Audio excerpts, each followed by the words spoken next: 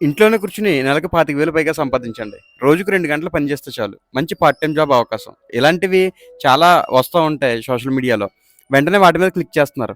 అందులో Aadhaar card number enter చేయమంటే Aadhaar card number, passport size photo enter చేయమంటే passport size photo, digital signature, contacts అన్నీ allow చేసి పెట్టేస్తున్నారు. ముఖ్యంగా ఆడవాళ్ళకి చెప్తున్నానండి. ఆ పెట్టిన తర్వాత ఆ ఫోటోలు మార్ఫింగ్ చేసి తిరిగి ఆళ్ళకే పెడుతున్నారు. ఇయి మీ కాంటాక్ట్స్ అందరికి పంపిస్తాము.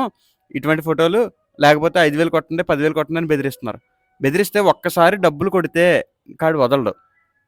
ఓహో! ఈళ్ళిస్తారనమాట అని చెప్పి ఆడికో నమ్మకం వచ్చి ఇంక ప్రతిసారి అడుగుతానే ఉంటాడు.